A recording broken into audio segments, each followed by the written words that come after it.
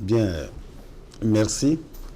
Merci, monsieur le directeur de la communication et des relations publiques du ministère en charge des sports. Merci, chers journalistes, d'avoir accepté de venir ce matin nous poser quelques questions en rapport avec l'Office national des sports. Pour répondre à votre question, je dirais que l'Office national, l'ONS, c'est l'abrégé de l'Office national des sports. Et l'Office national des sports est une structure étatique, un établissement public à caractère administratif qui a été créé par un décret en 1980, mais qui aujourd'hui a subi un certain nombre de mutations, un certain nombre de réformes, et un décret de mars 2014, le dernier en date, fixe donc ses attributions, son fonctionnement et vient en fait renforcer le rôle de l'Office national du sport par rapport à la gestion du sport en Côte d'Ivoire. Alors, le décret de 2014 donne un certain nombre de missions à l'ONS, notamment l'entretien et la réparation des infrastructures sportives. Ensuite, la gestion des manifestations sportives et, vous pouvez bien entendre par là, la gestion des compétitions internationales. Ensuite, la participation à l'élaboration de projets et programmes d'équipement de nos infrastructures sportives. Nous avons une mission nouvelle qui est intervenue avec le décret de 2014 qui nous donne la mission d'assurer la promotion du sport en Côte d'Ivoire. Et puis, l'État donne des subventions aux fédérations. Et ces fédérations doivent être suivies. Alors, le décret de 2014 donne à l'ONS la mission du suivi donc, de ces subventions qui sont données aux fédérations pour leur permettre de travailler. Nous avons une mission de promoteur et nous avons aussi une mission d'évaluateur.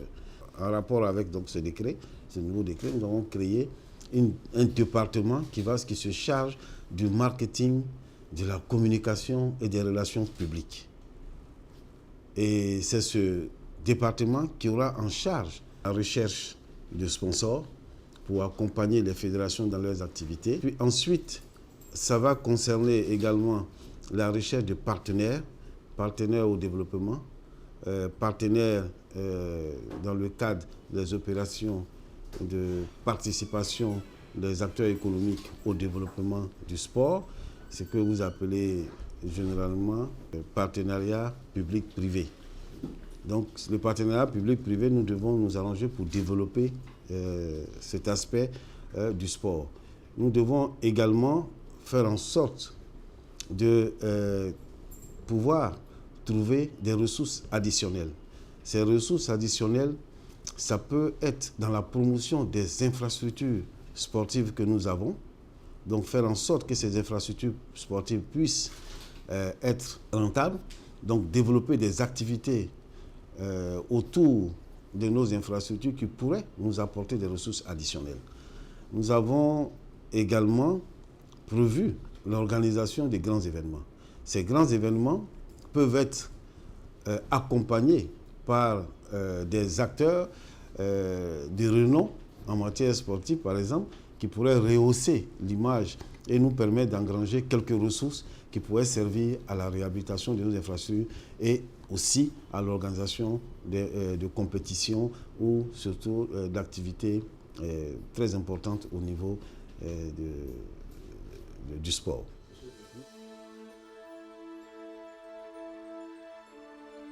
Bien, merci pour cette question qui est assez importante. Je dirais qu'il y a plusieurs types de responsabilités.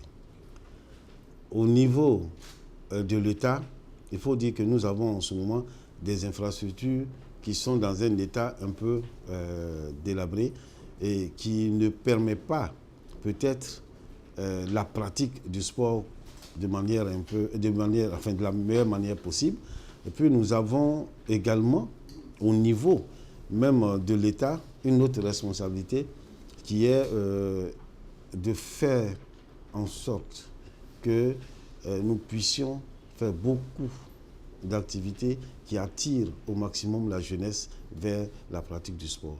D'où, dans les projets, on en parlait, la création de lycées sportifs et tout ça, pour permettre à la jeunesse de s'intéresser davantage au sport. Et puis, ça, c'était au niveau de l'État. Mais au niveau aussi des fédérations, il faut que les fédérations prennent aussi soin de faire beaucoup d'activités qui attirent la jeunesse à leur niveau et que ces fédérations-là également fassent beaucoup de communication pour que la population s'intéresse vraiment au sport. Aujourd'hui, je peux vous dire que si ce n'est pas l'équipe nationale qui joue, nous avons des gradins vides, des terrains vides. Pourquoi? Parce que justement, l'équipe nationale regorge des stars. Et ces stars, nous avons envie de les voir à l'œuvre et nous venons au stade pour pouvoir les voir à l'œuvre. Mais lorsqu'il s'agit des équipes internes, les équipes de la Ligue, vous vous rendez compte que les joueurs sont méconnus. On ne les connaît pas. Pourquoi? Parce que d'abord, la qualité du jeu même pose problème. Et puis, dès lors qu'un seul essaie d'émerger un peu, automatiquement, on essaie de le vendre. Et ça fait que la relation entre ces joueurs, l'équipe et le public devient une relation assez difficile à établir. On n'arrive pas à fidéliser une population. Donc, à tous les niveaux, il y a un peu de problèmes. Je crois qu'on a des problèmes. Peut-être que même au niveau de la presse, je vous laisse vous-même juger, il y a certainement aussi un certain nombre de problèmes que vous pouvez relever à votre niveau et comprendre que nous tous, nous devons nous serrer la main pour pouvoir faire avancer, donc, pour que la population revienne sur les stades. La subvention, la décision de donner une subvention aux fédérations répond à des critères bien établis au niveau du haut niveau, du sport du haut niveau. La direction du sport de haut niveau établit les critères et selon ces critères, certaines fédérations bénéficient de subventions. Ça peut être assez intéressant comme ça peut être peut-être insuffisant pour certaines fédérations, mais il est que l'État fait l'effort de mettre des subventions à la disposition des fédérations pour les accompagner. Il faut dire que les fédérations sont des structures privées. Ce n'est pas des structures étatiques. Donc l'apport de l'État, c'est aussi une manière pour l'État de favoriser la promotion du sport. Donc il ne faudrait peut-être pas qu'on pense que c'est l'État qui doit tout faire pour les fédérations. Contrairement à certaines fédérations qui pensent qu'on se crée pour bénéficier justement seulement de la subvention. Ce n'est pas du tout intéressant. Il faut que les fédérations comprennent qu'elles doivent chercher également des ressources ailleurs. Alors, lorsque l'État met une subvention à la disposition d'une fédération, il est important que la structure qui représente l'État auprès des fédérations, qui est l'Office national des sports, que l'Office national des sports puisse rendre compte à l'État de l'exécution de ces subventions. Et c'est dans ce cadre-là que nous intervenons, avec un plan de suivi-évaluation, et nous allons aller vers les fédérations périodiquement, trimestre ou bien par semestre, pour voir avec eux les subventions qu'on a mises à votre disposition, qu'est-ce que vous en avez fait? Votre organisation permet-elle de gérer au mieux les subventions qu'on met à votre disposition? Donc, c'est des questions que nous allons nous poser et ces questions, ces réponses vont nous permettre de mieux dispatcher les subventions que nous mettons à la disposition des fédérations. Donc, voici. Si la fédération, nous rendons compte à la hiérarchie pour les décisions à prendre. Mais je veux vous dire que nous, à notre niveau, la première décision que nous allons proposer, ou bien le premier élément de décision que nous allons proposer à notre tutelle, à monsieur le ministre en charge des sports, ce sera de dire on ne donnera plus de subventions à cette structure tant que cette structure ne corrige pas sa manière de travailler. Vous avez des fédérations qui tiennent souvent qu'au président quelques personnes. Mais en réalité, si vous voulez gérer les subventions de l'État, il faut que vous ayez une organisation qui permette donc de recevoir les fonds de manière régulière au profit de la fédération et de gérer de manière claire et avec un service comptable bien précis. La fédération qui n'aura pas ces éléments-là ne pourra pas bénéficier des prochaines subventions.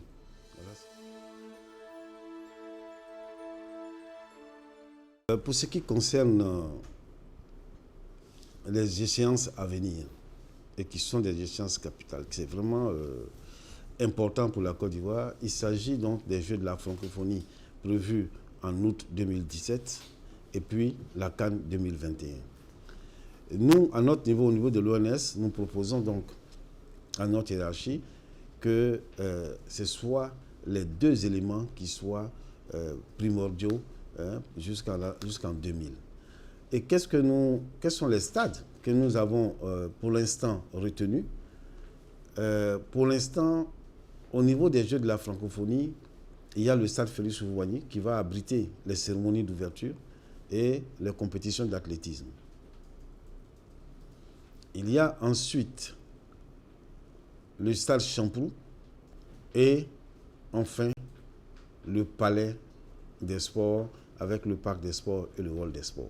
Voici les trois structures que nous avons retenues pour les Jeux de la francophonie. Je vous ai dit, c'est pour le moment les trois structures qui ont été retenues parce qu'il a été mis en place par le gouvernement un comité de pilotage présidé par le juge, par le directeur général de la francophonie. Et les travaux sont en cours. Nous sommes aujourd'hui en train de recevoir les architectes et les techniciens en bâtiment et le BNET qui sont en train de faire des études qui vont nous proposer bientôt les axes de réhabilitation qui vont avoir lieu pour l'ensemble de ces sites. Ce comité donc, a désigné ces architectes, a désigné ces bureaux d'études pour que nous puissions avoir la meilleure présentation possible des réalisations que nous devons faire. Et c'est ce que nous attendons. Et nous devrons commencer, en principe, toutes ces réhabilitations déjà en 2016. Donc, ça, c'était pour les Jeux de la francophonie. Maintenant, vous avez les Jeux, la CAN 2021, la Coupe d'Afrique des Nations Senior 2021. Et pour justement bien mener les activités, il a été mis également en place un comité de pilotage qui est présidé par le Premier ministre et dont le secrétariat technique et la vice-présidence aussi est assurée par le ministre en charge du sport. Et dans le cadre de ce comité, il a été désigné également d'autres structures, le BNET aussi, et certains architectes qui sont aujourd'hui en train de travailler également sur la présentation. D'abord, pour les stades à construire, quel est le type de stade que nous allons choisir? Et puis ensuite, pour les équipements, quel type d'équipement nous allons mettre sur ces stades? Et puis, les questions d'accessibilité, les questions de viabilisation de ces sites, tout ça. Donc, il y a des services techniques qui sont en train de travailler pour nous sortir quelque chose. Et le financement devrait commencer normalement aussi en 2016. Alors, vous avez pour la CAN un grand projet qui a été présenté à l'époque. C'est le projet EBMP, la construction du village olympique de BMP.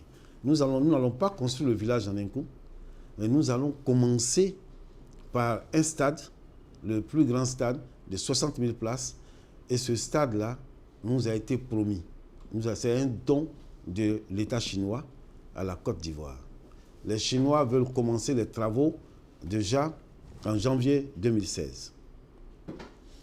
Et c'est un don. La contrepartie de l'État sera de payer la purge, de donner la purge des droits coutumiers aux populations qui nous offrent leur site. Ce n'est pas le prix du terrain, mais c'est des droits coutumiers qui ont été instruits parce que l'État reste toujours propriétaire des terrains, mais on donne quand même des droits coutumiers pour apaiser ou bien pour dédommager un peu les populations. Ensuite, nous avons pour devoir, au niveau de l'État, d'assurer les VRD, c'est-à-dire donc tout ce qui est travaux de terrassement, d'amener d'eau, d'amener de l'électricité, tout ça, ça incombe donc à l'État de Côte d'Ivoire. Et nous, pour le budget 2016, nous avons déjà demandé qu'il nous soit mis à disposition les montants nécessaires pour pouvoir finir l'appurement des droits et pour également pouvoir assurer ces frais de terrassement et de construction des VRD. Les villes qui sont choisies pour l'instant, je vous dis pour l'instant parce qu'il y a un comité qui travaille. Et pour l'instant, les villes, vous avez Abidjan. Abidjan, on a deux alternatives à Abidjan. On essaie de remettre le stade Félix Houphouët-Boigny à niveau avec ses 34 000 places. Et puis, on essaie également de finir les BMP pour abriter les phases finales. On a comme stade d'entraînement à Abidjan, on aura donc le Champrou et le parc des sports qu'il va falloir donc réhabiliter. Ensuite, on a la ville de Bouaké. À Bouaké, nous avons deux stades. Le stade de la Paix va être agrandi.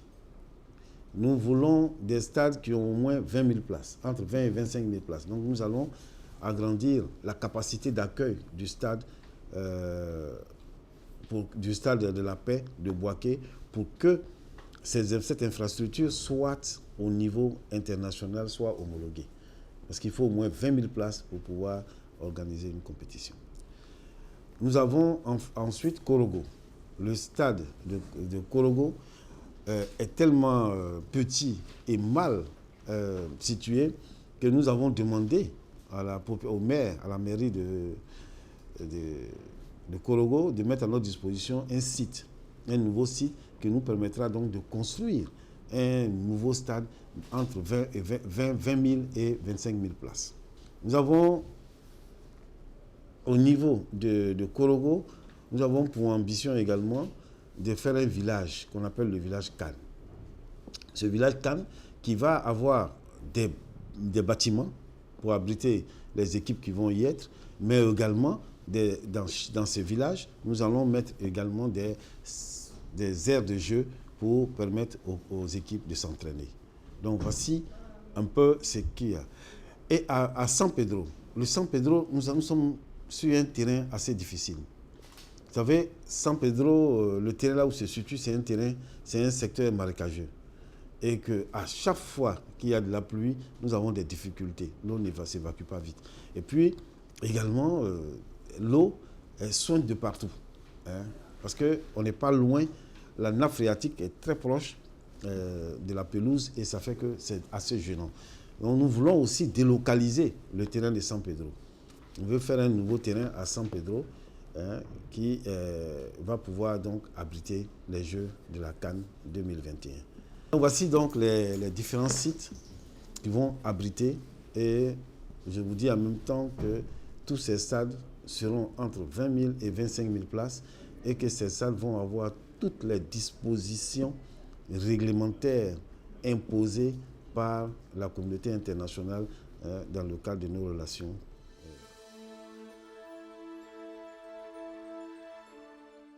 Pour la CAN 2021, il faut dire que le stade Félix Houphouët-Boigny sera d'abord maintenu.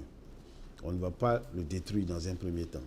Pourquoi? Parce que tout simplement, c'est le seul stade qui a une capacité assez grande que nous avons. Donc on va essayer, dans la mesure du possible, de le réhabiliter pour lui permettre de pouvoir abriter un certain nombre de compétitions.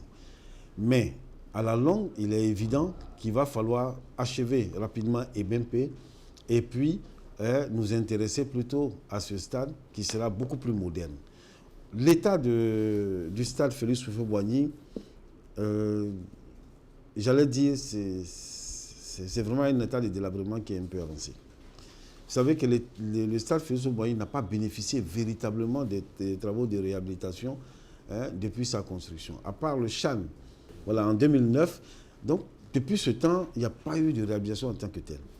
Vous voyez, on a toutes les installations électriques à réviser, toutes les installations de plomberie à réviser. On a tout l'espace même à revoir. On a la pelouse à refaire entièrement. Et là, vous me donnez l'occasion de préciser que j'ai entendu beaucoup de choses par rapport à la pelouse, mais qui ne sont pas forcément vraies. En fait, il n'a jamais été question pour nous de refaire complètement la pelouse en 2 mois. Comme je l'avais dit, c'était tout simplement pour la remise en état pendant ces 2 mois. Et nous l'avons fait et la pelouse était disponible pendant ces 2 mois. Et ce que nous avons fait, ce n'était pas des montants spéciaux que nous avons cherché à engranger.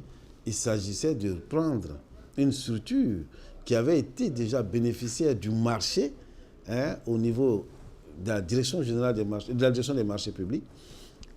La structure a été choisie officiellement par l'État de Côte d'Ivoire, par les acteurs, pour assurer l'entretien de la pelouse du stade Félix Boigny. Nous lui avons demandé tout simplement de nous accompagner pour que nous fassions une réflexion qui permette de jouer des matchs en attendant donc la réfection totale, qui va coûter excessivement cher, mais dans le cadre de l'organisation de la CAN 2021, cette réhabilitation générale sera faite. Mais il n'était pas question de faire une réhabilitation générale à coût de, comme les gens l'ont dit, 40 millions. Ce n'était pas possible. Ce n'est pas possible pour une pelouse de ce genre. Quand vous regardez l'installation qui est dans le sol, vous allez vous rendre compte que 40 millions ne peut pas du tout réaliser ça. Et le stade aussi n'a pas... Vous avez l'écran qui est là. L'écran n'est pas véritablement adapté. Ce n'est pas adapté, c'est parce qu'aujourd'hui, on veut des écrans un peu plus vivants, qui permettent vraiment d'avoir plusieurs menus. Mais aujourd'hui, notre écran est un peu dépassé. Et nous allons refaire nous allons essayer de refaire cet écran, ce tableau d'affichage à la faveur de la CAN 2021.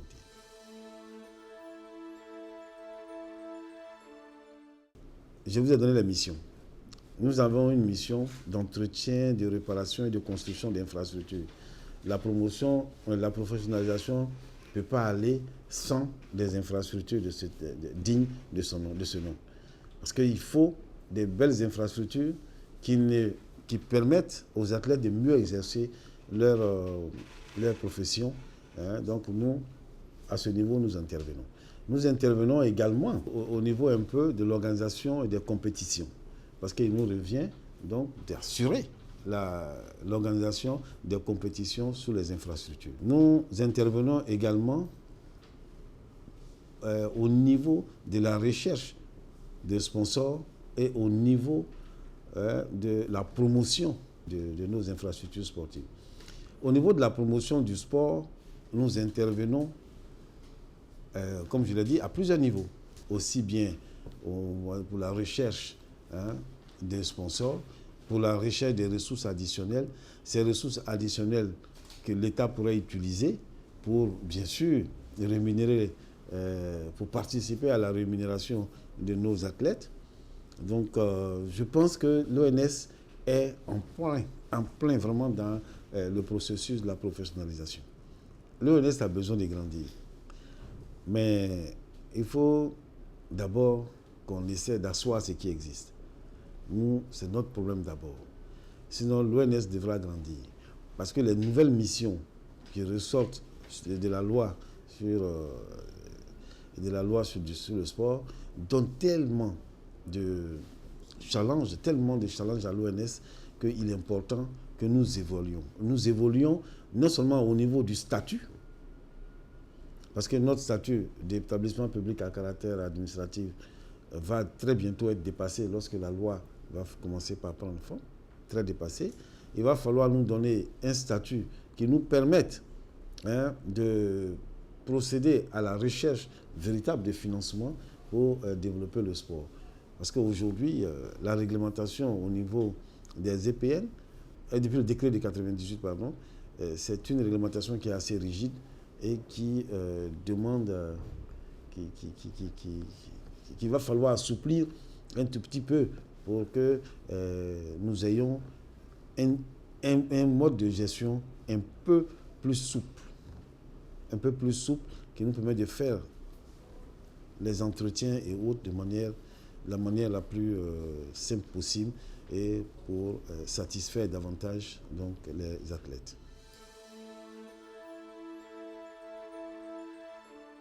Les priorités ne sont pas décidées par l'ONS. L'ONS ne décide même pas de créer une priorité. L'ONS a pour mission de réhabiliter tout ce qui est infrastructure sportive. Donc c'est ce que nous sommes en train de faire. Et pour ce qui concerne la natation, par exemple, là, nous avons un marché. Et je vous dis, peut-être certainement, vous pourrez venir voir, qui va commencer à s'exécuter là, dans ces jours-ci. Les ordres des services, les entreprises sont déjà désignées, les ordres des services ont été déjà donnés. Nous allons réhabiliter la piscine d'État de Treichville. Parce que la piscine d'État de Treichville, en dehors de l'aspect sportif, mais ça a aussi un aspect de formation. C'est là-bas que toutes les écoles, l'INGS et tout ça, c'est là-bas que ces structures-là viennent se former. Donc nous allons, là, on démarre les travaux de réhabilitation déjà. Et puis nous avons ce qu'on appelle aussi l'Arena basketball, que nous sommes en train, les études sont en cours, que nous allons essayer de développer au niveau de Washington. On a un terrain qui nous avait été octroyé. On est en train de faire revivre ça parce qu'à la faveur de l'Afro-Basket, en principe, c'est là-bas qu'on devrait faire l'Arena pour permettre la pratique. Mais on s'est heurté à un certain nombre de difficultés. Et je crois que même le temple de taekwondo va commencer aussi en 2016. L'Arena Basket, nous sommes en train de faire les études. Si on a de la chance aussi, on pourrait lancer la construction en début 2017. Nous avons également prévu la construction de stades de proximité. Les appels doivent se passer. Vous avez le stade de Biafra Treichville. Ce sont des stades de proximité. Vous avez le complexe de Koumassi, dont l'appel d'offres est en cours en ce moment. Vous avez à Bobo. Là, l'appel d'offres est déjà fini, les travaux vont démarrer bientôt aussi, en même temps que la piscine. Nous attendions pour informer d'abord correctement le ministre, pour qu'il soit bien informé avant de démarrer, et c'est ce que nous avons fait, et nous allons démarrer maintenant les travaux. Vous avez également le complexe de Yopougon. Le complexe de Yopougon, Jesse Jackson, que nous voulons démarrer également, les appels d'offres aussi, tout ça s'est lancé. Vous avez le terrain de Bingerville, où nous voulons non seulement faire un beau stade, mais également construire des tribunes pour faciliter et des sports de main. On a des aires de jeu pour les sports de main. En fait, partout où nous intervenons et qu'il y a de l'espace, nous mettons toujours en place des sites, des terrains pour le sport de main. C'est ça de proximité, nous envisageons, ce n'est pas encore définitif, d'en faire une cogestion. Parce que voir un peu avec comme le ministre l'a toujours dit, il souhaiterait voir participer la commune, les maires, à la gestion de leurs infrastructures. Donc nous avons pour mission de réfléchir sur la faisabilité de cette cogestion pour éviter de tomber dans les erreurs d'avant. Donc nous allons proposer un schéma au ministre pour qu'il voit exactement comment nous voyons cette cogestion. Et les études sont en cours, nous allons bientôt présenter ces études. Donc ces infrastructures de proximité, nous les faisons volontairement.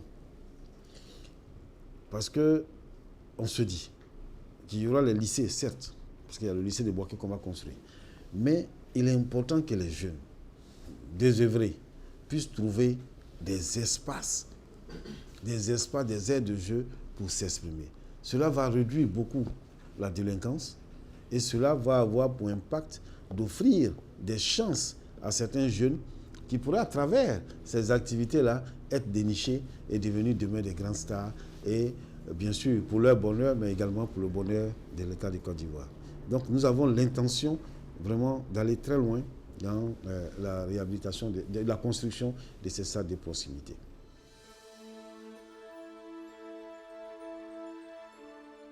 Le préfinancement des compétitions par les clubs peut s'expliquer. Les années antérieures à 2015, c'était souvent dû à des problèmes de liquidité. C'était souvent dû à des problèmes de retard dans la transmission des dossiers. Parce que je vous avoue que jusqu'à la dernière minute, les fédérations n'arrêtent pas de changer le nom de leurs participants. Ça, c'est fréquent. Et ça, ça nous gêne dans la gestion. Parce que lorsqu'on émet un billet d'avion pour M. X, que vous voulez changer à la dernière minute, celui que vous changez, c'est le prix, pas au moment où vous avez fait la réservation, mais c'est le prix du jour.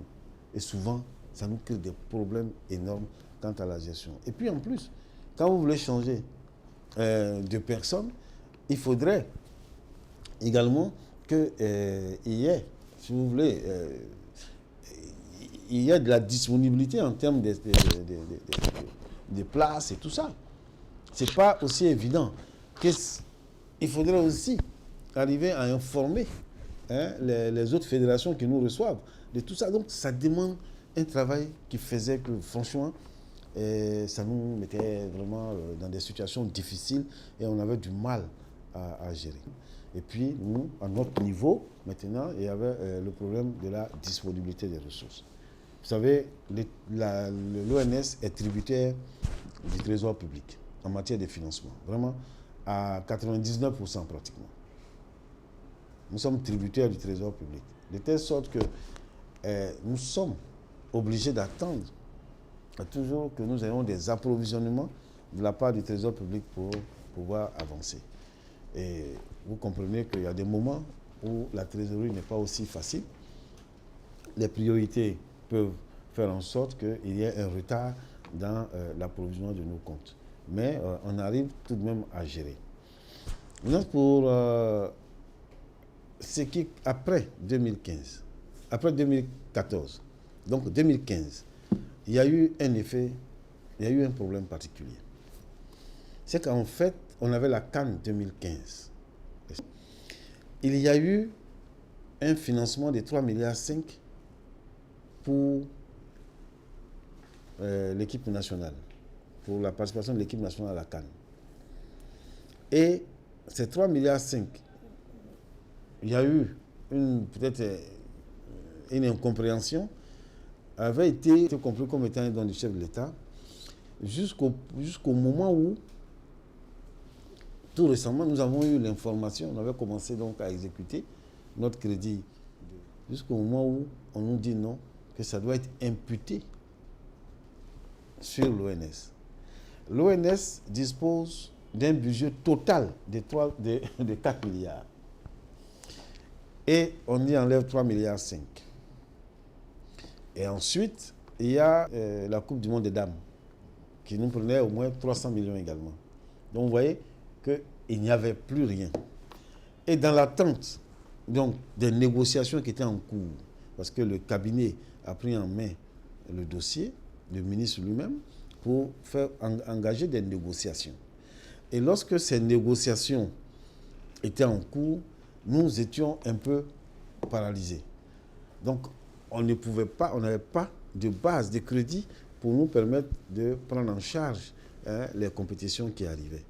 Donc, on était amené donc, à dire aux fédérations, voici le problème, est-ce qu'il vous est possible de préfinancer en attendant que les négociations qui sont en cours aboutissent. Donc, c'est ce qui explique que les fédérations aient préfinancé en 2015 les compétitions. La négociation est en cours, hein. Je vous dis, nous-mêmes nous avons eu des réunions avec la direction générale du budget. On espère trouver une solution, mais je vous dis que c'était ça le vrai problème.